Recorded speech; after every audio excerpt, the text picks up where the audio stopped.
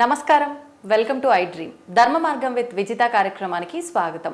ప్రస్తుతం మనతో పాటు ఉన్నారు సౌర పీఠాధిపతులు హిమాలయ యోగి సద్గురు శ్రీ శ్రీ శ్రీ ప్రభాకర్ గురూజీ గారు. ఇప్పుడు వారితో మాట్లాడి మరిన్ని విషయాలు తెలుసుకుందాం. మనకున్న సందేహాలన్నింటినీ కూడా నివృత్తి చేసుకునే ప్రయత్నం చేద్దాం. హరి ఓం గురూజీ. హరి ఓం. ఓం శ్రీకశ్యపాత్మజం భానుం సహస్రకిరణోజ్వలం సర్వరోగహరం మిత్రం సూర్యదేవం ఉపాస్మహే. ఓం శ్రీ గురుభ్యో నమః. చెప్పమ్మా. గురూజీ, సనాతన ధర్మం అయితే మనం ఇప్పుడు కొత్తగా మాట్లాడుకోవాల్సింది ఏమీ లేదు సనాతన ధర్మం గురించి. సనాతన ధర్మం యొక్క ఆది అంతం ఎక్కడ ఉందో కూడా ఎవరికి తెలియదు. అంటే ఎన్నో వేల వందల సంవత్సరాల క్రితమే ఉన్నది. కానీ ఇప్పుడు మనందరం కూడా ఎక్కువగా మాట్లాడుకుంటున్నాము. అంటే కొంతమంది యోగుల ద్వారా కావచ్చు, కొంతమంది అంటే ఈ మధ్య కాలంలో కొంతమంది సనాతన ధర్మం కోసం పోరాటం అని చెప్పి మాట్లాడడమే కావచ్చు, ఎక్కువగా వింటున్నాము. కానీ మనం ఆచరించే విధానం అంతా కూడా సనాతన ధర్మంకి సంబంధించింది. ఏం చెప్తారు దాని గురించి? అంటే సనాతన ధర్మం కోసం నేను పాటుపడుతున్నా అని చెప్పి కొంతమంది బయటికి వచ్చి వాళ్ళు చేసే చేష్టలు వికృతంగా ఉండి దానిపైన ఉండే గౌరవం పొయ్యేలా ప్రవర్తిస్తున్నారు కదా. ఎలా మనం సమాజానికి ఎలాంటి మెసేజ్ ఇవ్వచ్చు అంటారు దీని ద్వారా? సనాతన ధర్మం అంటే ఒక డెఫినేషన్ అంటూ ఎవరు చెప్పలేదు. ఈ సనాతన ధర్మం అనేటటువంటిది సంవత్సరాల క్రితం మొట్టమొదటిసారిగా టీవీలో హిమాలయాల నుంచి వచ్చి ప్రస్తావన చేసింది మనమే. ఆ తర్వాత సనాతన ధర్మం, హిందూ అనే మతం లేదని చెప్పింది యోగి ప్రభాకర్ని. అవును. పెద్ద పెద్ద సభల్లో కూడా హిందూ మత సమ్మేళనాల్లో కూడా వాదిస్తూ వచ్చినటువంటిది హిమాలయాల నుంచి వచ్చి యోగి ప్రభాకర్జీ. అప్పటి నుంచి సనాతన ధర్మం అనేది ప్రాచుర్యంలోకి రావడం సహజంగా మీరు చూస్తున్నారు సంవత్సరాల క్రితం నుంచే. అసలు సనాతన ధర్మం అంటే ఏమిటి అనేది దానికి డెఫినిషన్ అంటూ మనం ప్రస్తావన చేసాం. సనాతనం అంటే అది సృష్టికి పూర్వం ఉన్నదని, అధునాతనం పురాతనం అని రెండు పదాలు ఉన్నాయి. కానీ సనాతనం పురాతనం కాదు, అలాగని అధునాతనం కాదు. అధునాతనం అంటే మోడర్న్ ఎరాకి సంబంధించినటువంటి, పురాతనం అంటే ఏన్షియంట్ కల్చర్కి సంబంధించింది. ఒక శక్తి ఆధారంగా ఒక ఉపాధి పనిచేయడాన్ని సనాతనం అంటారు. అంటే శక్తి ఆధారంగా ఈ సకల సృష్టికి మూలాధారం శక్తి. ఈ విశ్వంలో ఉన్నటువంటి అన్ని గ్రహాల దగ్గర నుంచి సృష్టి అంతా పనిచేయడానికి ఆధారమైనటువంటి శక్తి ఏ విధంగా ఆధారమై పనిచేస్తున్నాయో ఆ శక్తి పేరు సనాతనం. అలాగే మనిషి ధర్మం చేయాలి. మనిషి ఏది ఆచరిస్తే సనాతనం అవుతుంది. దోమ కొట్టడం సనాతన ధర్మం, చీమ కొట్టడం సనాతన ధర్మం. అంటే సనాతనం అంటే శక్తి ఎలా పనిచేయాలి. చీమలో ఉన్నప్పుడు చీమ పనిచేయాలి, దోమలో ఉన్నప్పుడు దోమ పనిచేయాలి. ఆ విధంగా చేస్తే అది ధర్మం అవుతుంది. ఇక కాల ప్రవాహంలో మనం చూసినప్పుడు సనాతన ధర్మాన్ని ఎలా చూడాలంటే,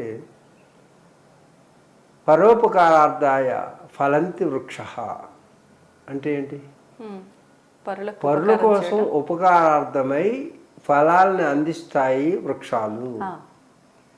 ఆ చెట్టు తినేసింది అనుకో, నావి నేను సంపాదించింది నాకే ఉపయోగపడాలి అనుకుంటే చెట్టు ఒక్క పండును కూడా ఎవరికి అందించదు. వాస్తవం. పరోపకారార్థాయ ఫలంతి వృక్షా పరోపకారార్థాయ వహంతి నద్య పరోపకారార్థాయ దుహంతి గావ పరోపకారార్థాయ మిదం శరీరం. ఇది మానవుడు ఆచరించాల్సింది. అంటే పరోపకారార్థాయ వహంతి నద్య, నదులన్నీ కూడా వాటి కోసం ప్రవహించట్లేదు. అందరి దాహార్తిని తీరుస్తూ నేలని సస్యశ్యామలం చేస్తూ వాటిలో వచ్చేటువంటి సస్యాన్ని మనకు ఆహారంగా అందిస్తూ మనందరినీ జీవనాధారమై నీరు ప్రవహిస్తుంది, తన కోసం తాను కాదు.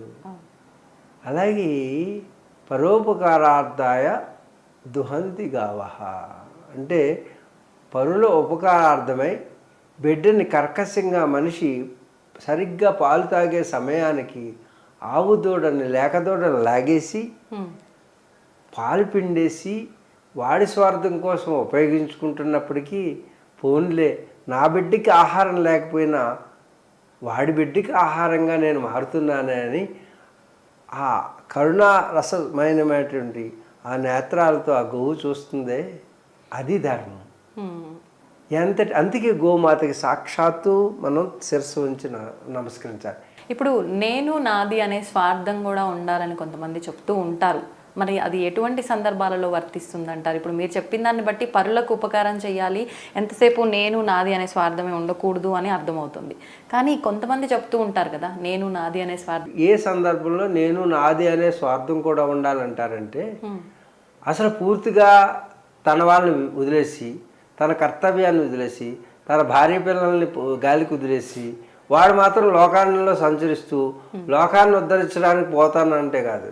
ముందు వ్యక్తిగత కర్తవ్యాన్ని నిర్వర్తించి, వ్యక్తిగత బాధ్యతలు నిర్వర్తించి, ఆ బాధ్యతలను నిర్వర్తిస్తూ లోకానికి ఉపయోగపడేటటువంటిది శ్లోకము. బయట శ్లోకము అంటే అది కుదరదు. అందరూ సుఖంగా ఉండాలి, అందులో మనం కూడా సుఖంగా ఉండాలి అనుకోవాలి. కానీ నేనే సుఖంగా ఉండాలి, అందరిలో ఎలా ఉన్నా అందరూ నా సుఖం కోసం కోరుకోవాలనుకుంటే ఇది అధర్మం అవుతుంది. ఇప్పుడు శోకాన్ని కోరుకోకూడదు, ఎప్పుడు ఏడ్చుకుంటూ ఉండాలని కోరుకుంటామా? అలా కోరుకోకూడదు అన్నారు. మనం కోరుకున్నంత మాత్రానే శోకం వస్తుందా? మనం చేసుకున్న కర్మలను బట్టి మనం ఆనందపడుతున్నామా, బాధపడుతున్నామా, ఎలా ఉన్నాము అనేది దానిపైన ఆధారపడి ఉంటుంది. ఇప్పుడు నేను బాధపడకూడదు అనుకున్నంత మాత్రాన్ని నేను బాధపడకుండా ఉంటానా? ప్రారంధము ఆగామి సంచిత అని చెప్పుకున్నాం. ప్రారంధ కర్మ అంటే ఇప్పుడు నువ్వు అనుభవిస్తున్నది. అలాగే సంచిత అంటే ఇంకా నిలువ ఉన్నవి. మన రుణాన్ని బట్టే చూడు, బిడ్డ వచ్చిన ఎలా గొడ్డు వచ్చిన ఎలా అంటారు. ఇది సెంటిమెంట్ కాదు. బిడ్డ అంటే ఆడబిడ్డ, మన కడుపును పుట్టిన బిడ్డ, రెండు కూడా. బిడ్డ వచ్చిన వేళ అంటే నీ జీవితంలో మా పెద్దోడు పుట్టాడండి, అప్పటి నుంచి కలిసి వచ్చిందండి అంటారు. అయితే మా చిన్నోడు పుట్టిన దగ్గర నుంచి కొంచెం బ్యాడ్ పీరియడ్ స్టార్ట్ అయింది అంటారు. నిజంగా కూడా టర్నింగ్ పాయింట్స్ ఇవి. నీ జీవితంలో ఒక గోవు ఇంట్లో ప్రవేశించిన వెంటనే వాడు గో సంపద పెరిగిపోయింది. ఇదివరకు డబ్బు కాదు, బ్యాంకులో నిల్వలు కాదు, ఎన్ని ఆవులు ఉన్నాయో వాడంత కోటీశ్వరుడు. గోవులే సంపద, పశు సంపద. పశువు వచ్చిన వెంటనే, అది ప్రవేశించిన వెంటనే అన్ని సూడివై అన్ని సంతానము వృద్ధి చెంది ఆ గోవుల యొక్క మంద పెరిగేది. గోవుల మందనే కట్టంగా ఇచ్చేవారు పూర్వం. నువ్వు ఉత్తర గోగ్రహణం, మహాభారతంలో ఉత్తర గోగ్రహణం అనేటువంటి కథ ఉంటుంది. వాడి సంపదలన్నీ కోల్పోవడం అంటే గోవులను ఎత్తుకుపోవడం. అందుకు గోవు ఎందుకు సంపద? దుక్కు దున్నాలంటే గో సంతతి కావాలి, పేడ ఉండాలి, నేలకు బలం కావాలంటే. నేలకు బలం ఉంటేనే సంపద వస్తుంది. సంపద ఒకటి తిండి దాని నుంచి వస్తుంది, గడ్డి దాని నుంచి వస్తుంది, పాలు దాని నుంచి వస్తాయి. అన్ని ప్రోడక్ట్ ఒక ఆవు నుంచే వస్తుంది మనం సంరక్షించడం. అందుకే గోవే సర్వశ్రేష్టమైనది మనకి. అందుకే గోమాత యొక్క సంతతి వల్లనే ఈ భూమి వృద్ధి చెందుతుంది, లేకపోతే సర్వనాశనం అయిపోతుంది. అందుకే గోవుని కాపాడుకోవాలి, గోరక్షణ చేయాలి అంటే. అంచేత పశువు వచ్చిన వేళ విశేషం చేత అందుకే మన గృహప్రవేశానికి కూడా మన ఇంట్లోకి ఆవుని తీసుకువెళ్తాం. ఆవు మీ ఇంట్లో దరిద్రం కానీ నెగిటివ్ ఎనర్జీ కానీ ఉంటే అడుగు పెట్టదు. ఆవు అడుగు పెట్టదు మీ ఇంట్లోకి, దానికి తెలిసిపోతుంది. ఆ దుష్టశక్తుల ప్రభావం ఉన్నటువంటి ఇంట్లోకి గోవు అడుగు పెడతాయి.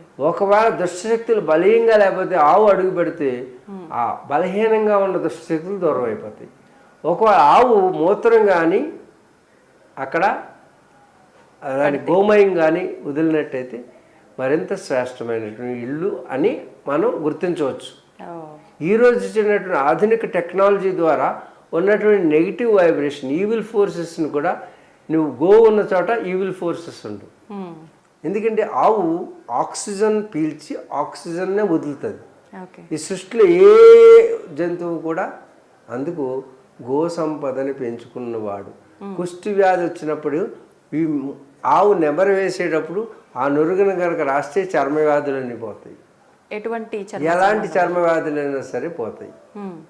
అందుకని ఆవు అనేక రకాలైనటువంటి రోగాలను తగ్గిస్తుంది, యోగాన్ని కలిగజేస్తుంది.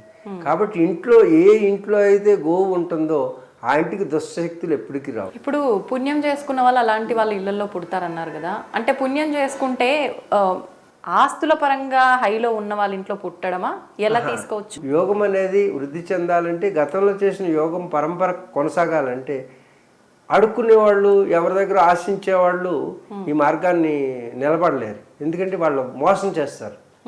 ఆధ్యాత్మికతను పోషించాలంటే తాను ఏది ఆశించిన వాడై ఉండాలి.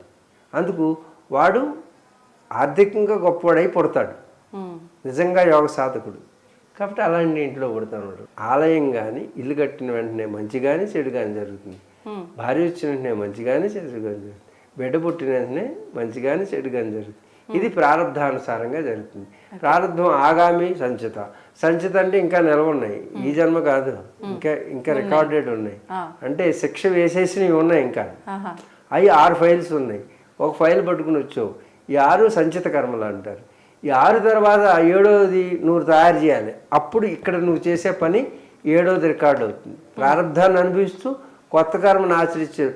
నాకు ఈ బాధ వచ్చింది కాబట్టి ఈ రోజైనా నేను తిన్నగా ఉండి చక్కటి పనులు చేద్దాం, దానం చేద్దాం, ధర్మం చేద్దాం, యజ్ఞం చేద్దాం, యాగం చేద్దాం, సత్పురుషులతో సాంగత్యం చేద్దాం, దుష్టులతో చేయకూడదు అని ఇప్పుడైనా నువ్వు కనుక మంచి పనులు చేస్తే ఇది 7వ ఫైల్గా తయారయ్యి అది ప్రారంభం అవుతుంది తర్వాత. అందుకే ఈ జన్మను సర్వోత్కృష్టం అన్నారు. మానవ జన్మ సర్వోత్కృష్టం ఏంటంటే ఇది ఉభయపది. భూమి మీదే మాత్రమే నీకు ఈ 2 పుణ్యము పాపము క్యాలిక్యులేట్ అవుతాయి. భూలోకంలో భూర్లోకం, శుభ్రలోకం, మహర్లోకం, జనలోకం, తపోలోకాల్లో ఎక్కడా పుణ్యపాపాలు, దేవతల పుణ్యపాపాలు ఉండవు. వాళ్ళు కేవలం అనుభవించడమే. దేన్ని? పుణ్యాన్ని. అంటే వాళ్ళకు పుణ్యం మూట కట్టుకుంటేనే వాళ్ళు దేవతలుగా మారారు. ఇంకోటి దేవత. ఇప్పుడు మనకున్న 4 యుగాల్లో మొదటి యుగంలో మొత్తం దేవతలే ఉన్నారు కదా. దేవతలు ఎవరు లేరు. మనుషులు ఉన్నారా? మానవులు ఎందుకు లేరు? సత్యహరిశ్చంద్రుడు వీళ్ళందరూ రాజులు కదా. ఇప్పుడు సూర్య భగవానుడు వంశం. సూర్య భగవాన్ నుంచి ఇప్పుడు బ్రహ్మ దగ్గర నుంచి కశ్యపుడి నుంచి సూర్య భగవాన్ నుంచి వచ్చినటువంటి వాడు మనువు నుంచి ఇక్ష్వాకుడు. ఆ ఇక్ష్వాకుడు నుంచి రాజు మొదలయ్యాడు రాజ్యం పరిపాలన. ఇక్ష్వాకు కుల తిలక ఎకనైనా వినవయ్య అనే పాట ఉంది కదా. ఇక్ష్వాకు కులం నుంచి మొదలైంది. అర్థమైంది? ఇక్ష్వాకు, దిలీపుడు, రఘువు, సగరుడు, వీళ్ళందరూ, తర్వాత అజుడు, దిలీపుడు, రఘువంశ చరిత్ర, రఘు, వీళ్ళందరూ రాముడు సూర్య భగవాన్ నుంచి పుట్టినటువంటి వాళ్ళు. సూర్యవంశం. అక్కడి నుంచి రాముడు వచ్చాడు అనమాట. అర్థమవుతుంది? ఇన్ని తరాల చరిత్ర ఉంది మనకి. రాముడు పుట్టడానికి వాళ్ళ మీ తాత ఎవరో నీకు తెలీదు, ముత్తాత తెలీదు. ఇప్పుడు రాముడికి తాత ముత్తాతలు కాదు, ఇప్పుడున్నటువంటి వాళ్ళు రాముడి యొక్క సంతానం ఇప్పుడు కూడా ఉన్నారు. అశోక్ గెహ్లాట్ వీళ్ళు కూడా లవకుశుల యొక్క సంతానం. ఇప్పుడు సెంట్రల్ మినిస్టర్ చేసినాడు. ఆల్ డిఎన్ఏ అదంతా వంశ చరిత్ర రాముడి దగ్గర నుంచి, సూర్యుడు భగవానుడి దగ్గర నుంచి ఉంది. ఇది భారతీయ సనాతన సాంప్రదాయం యొక్క విలువలు. కానీ ఆయన లోక కళ్యాణం కోసం మానవ అవతారం ఎత్తి ఇక్ష్వాకుడి దగ్గర నుంచి అందరూ దైవం నుంచి పుట్టినటువంటి ఈ లోకంలోకి వచ్చి మానవులైనటువంటి వాళ్ళు. మనం అందరం దైవ సంతానమే. భారద్వాజ గోత్రం అంటే భరద్వాజ మహర్షి యొక్క బ్రీడ్ డిఎన్ఏ భరద్వాజుడికి ఏది ఉందో నీకు అదే ఉంటుంది. గోత్రం అంటే త్రాయతే ఇది గోత్ర. గోత్రం తెలియని వాడు సనాతనీయుడు కాదు, గోత్రం ఉన్నవాడే సనాతనీయుడు. గోత్రం లేదంటే సనాతనీయుడు కాదు. చూడండి, మన డిఎన్ఏ ఎప్పుడు పుట్టిందో దాని పూర్వోత్తరాలు ఆన్ రికార్డ్ ఉన్నటువంటిది సనాతన ధర్మం. కాబట్టి మన గోత్రం అంటే త్రాయతే ఇది గోత్ర. గోవు అంటే గోవుని, త్రాయతే రక్షించేటటువంటి గొప్పతనం ఉన్నటువంటి వాళ్ళు గోత్రం. ఎవరు? ఈ ఋషులందరూ కూడా గోవుని సంరక్షించారు. గోవుని సంరక్షించడం ద్వారానే వాళ్ళు సంరక్షించబడ్డారు. అలాంటి సంతతికి సంబంధించినటువంటి గోత్రం కలిగినటువంటి వాళ్ళం మనం. మొదటి యుగంలో మొత్తం ధర్మమే ఉంది 4 పాదాల్లో అంటారు కదా. మరి మొత్తం 4 పాదాల్లో ధర్మమే ఉన్నప్పుడు అక్కడ అధర్మం ఎక్కడా లేదు. అధర్మ మార్గంలో వెళ్తేనే మనం కొంత కర్మ మూట కట్టుకొని మరొక జన్మ తీసుకొని అది అనుభవిస్తాము. మరి ఇక్కడ ఎటువంటి అధర్మమైన కర్మలు చేయనప్పుడు మరుసటి జన్మకు ఎవరు క్యారీ ఫార్వర్డ్ అయ్యారు? ఇక్కడ అధర్మం ఎందుకు మొదలయ్యింది? అది ఎలా అర్థం చేసుకోవచ్చు అంటారు? రాత్రి పగలు అంత సహజము, మంచి చెడులు అంతే సహజం. ఇప్పుడు కృతయుగంలో ధర్మం 4 పాదాలు ఉంది. 4 పాదాల నుంచి 3 పాదాలకు ఎందుకు దిగజారిందంటే దాంట్లో కొంత కల్తీ జరిగింది కాబట్టి అప్పుడు ఫిల్టర్ చేస్తే ఇక్కడ 3 పాదాలకు వస్తుంది. త్రేతాయుగంలో ధర్మం 3 పాదాలకు వస్తుంది. ఇక్కడ కూడా త్రేతాయుగంలో ఉన్న క్వాలిటీస్ నెమ్మదిగా పడిపోతాయి. పడిపోయిన తర్వాత ఇటు పెరిగిపోతుంటారు. ద్వాపరంలో అంతమంది ఉండరు, మనుషులు తక్కువ మంది ఉంటారు.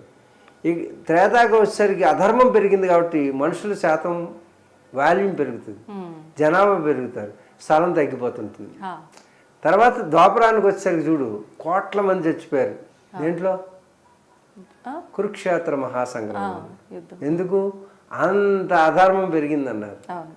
అర్థమైందా? ఇప్పుడు ఎంతమంది చావాలంటావు కలియుగంలో? ఎలా తరిగిపోతారంటారు? విపత్తులు ఇప్పుడు జరుగుతున్న మెగా భూకంపాలు వస్తాయి, సునామీలు వస్తాయి, అలాగే టార్నడోస్ వస్తాయి, అగ్నిపర్వతాలు పగులుతాయి, ఉల్కాపాతాలు జరగవచ్చు, అలాగే యుద్ధాలు జరగచ్చు. ఇది భవిష్యత్తులో జరిగే చెప్తున్నాను నేను నీకు గతంలో చెప్పి నేను హైడ్రా బ్యాడ్ అవుతుందని చెప్పాను. హైడ్రా వచ్చి బ్యాడ్ అవ్వలేదా? అవ్వలేదా? అంతకుముందు ఏం చెప్పాను? ఇది భాగ్యనగరం అవుతుందని చెప్పాను. అంటే భాగ్యనగరం అంటే అప్పుడున్న నగరం ఎలా ఉందో అలా అవుతుంది, ఇప్పుడున్న నగరం కాదు. అంటే అప్పుడున్న చిన్న చిన్న ఇళ్ళు, మైదాన ప్రాంతం రేపు కాబోతుంది అని సూచనప్రాయంగా చెప్పాను నేను. పెద్ద పెద్ద బిల్డింగ్లు ఏమి ఉండవు. 450-500 కిలోమీటర్ల వేగంతో గాలి వీసవచ్చు, వీస్తాయి అని పూర్తిగా చెప్పట్లేదు నేను. ఇవన్నీ కూడా జరగవచ్చు.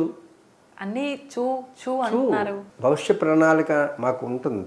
అంటే భవిష్యత్తులో ఏం జరుగుతుందో ఒక గ్రంథం ఉంటుంది అన్నమాట, భవిష్య మాలిక. ఇప్పుడు కరోనా వైరస్ లాంటి వైరస్ రాబోతుంది. 84 వైరస్లు ఇంకా వెయిటింగ్ చేస్తున్నాయి. 84. దానివల్ల ప్రమాదాలు ఉన్నాయి. ఇవన్నీ ఉంటుంది. ఇది న్యాచురల్ ప్రాసెస్ అమ్మా. నీ పరిణామ దశలు అంటున్నాను. ఇవేమి పెద్ద విపత్తులు కాదు. విపత్తులు కూడా నీ పరిణామ దశలో ఒక భాగం. అంతేగాని ఈ విపత్తులు ఇంతకు ముందు రాలేదు, గతంలో రాలేదు. ఇప్పుడు మహాభారత యుద్ధంలో కోట్లాది మంది చచ్చిపోయారు. 18 అక్షముల సైన్యం దాంట్లో పాల్గొన్నవాళ్ళు. మిగిలిన వాళ్ళు ఎంతమంది? కోట్లాది మంది. అలాంటి షష్టగ్రహ కూటమే ఈ ఉగాదికి వచ్చింది. అప్పుడు మహాభారతంలో షష్టగ్రహ కూటమే ఇప్పుడు వచ్చింది. అంటే కోట్ల మంది చచ్చిపోతారు. చైనా అనేటటువంటిది 5% మిగులుతారు. ఇంకా నీకు 35 కోట్ల మంది మిగులుతారు ఈ భారతదేశంలో. ఎందుకు? ధార్మికమైనటువంటి ఒక వ్యవస్థ ఉంది, సనాతన ధర్మం ఉంది. అర్థమవుతుందా? చైనా 5% మిగులుతుంది. అమెరికా లాంటి దేశాలు తుడిచిపెట్టుకుపోతాయి. కానీ అమెరికా అనేది ఉంటుంది. అమెరికా తర్వాత మనకు సపోర్ట్ వస్తుంది. ఇప్పుడు ప్రపంచ యుద్ధం మొదలైన వెంటనే మన భారతదేశానికి ఎవరు సపోర్ట్ రాడు, ఒక్క ఇజ్రాయెల్ తప్పితే. ఒక్క ఇజ్రాయెలే మనకు తోడుగా ఉంటారు. తర్వాత జపాన్ వస్తుంది, మళ్ళీ రష్యా తిరిగి మనకు వస్తుంది, అమెరికా సపోర్ట్ వస్తుంది, లండన్ సపోర్ట్ వస్తుంది. ఇవన్నీ కూడా సపోర్ట్ వచ్చిన తర్వాత సనాతన ధర్మం మొత్తం ప్రపంచం అంతా వెళ్తుంది. 2032 తర్వాత మొత్తం అంతా సనాతన ధర్మం. ఏ మతం ఉండదు ఇక, ఏ మతం వల్ల ఉండవు ఇక, ఓన్లీ సనాతన ధర్మం ఉంటుంది. సనాతన ధర్మం అనేది ప్రపంచవ్యాప్తం అవుతుంది. భూమండలం అంతా సనాతన ధర్మమే అవుతుంది. ఇంకొక 7 సంవత్సరాల తర్వాత. 7 సంవత్సరాల తర్వాత.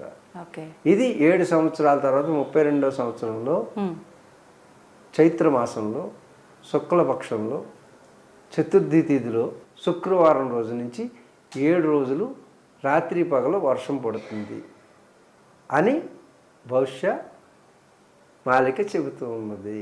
అఘోరి గురించి మామూలుగా అసలు అఘోరీల సాధారణ లక్షణం ఏంటో తెలియజేయండి. ఇప్పుడు జరుగుతున్న ఒక అఘోరి గురించి మనం చూస్తున్నాము. వివాహం అని చెప్పి, శారీరక సంబంధాలు ఉన్నాయని చెప్పి రకరకాలుగా. నిజంగా అఘోరీలకు అలాంటి సంబంధాలు ఉంటాయా?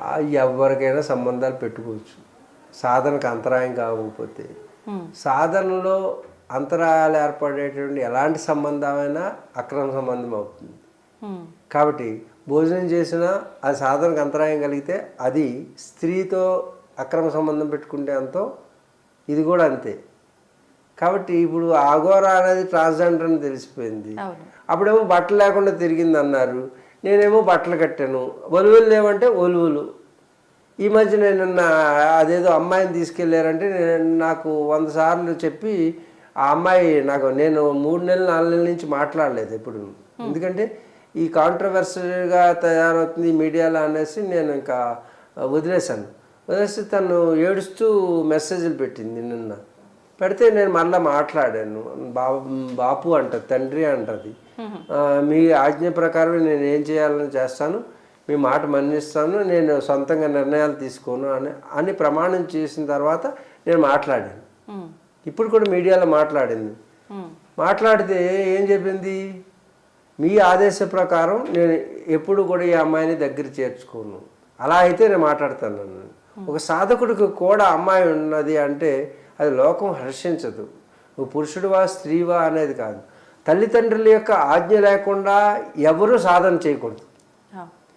తల్లి తండ్రి జన్మనిచ్చారు కాబట్టి ఆ తల్లిదండ్రులకు మాత్రమే హక్కు ఉంటుంది, గురువుకు కూడా హక్కు ఉండదు. తల్లిదండ్రుల యొక్క అనుమతి ఇచ్చిన తర్వాత గురువుకి తప్ప తల్లిదండ్రులకు హక్కు ఉండదు. ఇది అఘోరాకి చెప్పి ఆ పిల్లని అక్కడ అప్పచెప్తే నేను నీతో మాట్లాడతాను అని చెప్పాను. ఆ పిల్ల ఎప్పుడైతే లోకం అంతా కూడా ఇది తప్పు అంటుందో ఆ తప్పుని, ఆ విలువలను సరిచేయడానికి ఆ రోజు విలువలను సరిచేశాను, ఈరోజు విలువలను సరిచేసి మళ్ళీ అఘోరాన్ని కాశీకి పంపించి అక్కడ 3 రోజులు సాధన చేయించి తర్వాత మిగతా పనులు చేయడానికి వెళ్ళమని చెప్పాను. ఇది జరిగింది. ఇప్పుడు ఆ అమ్మాయికి హెచ్చరిక టీవీ ద్వారానే చెప్పించాను.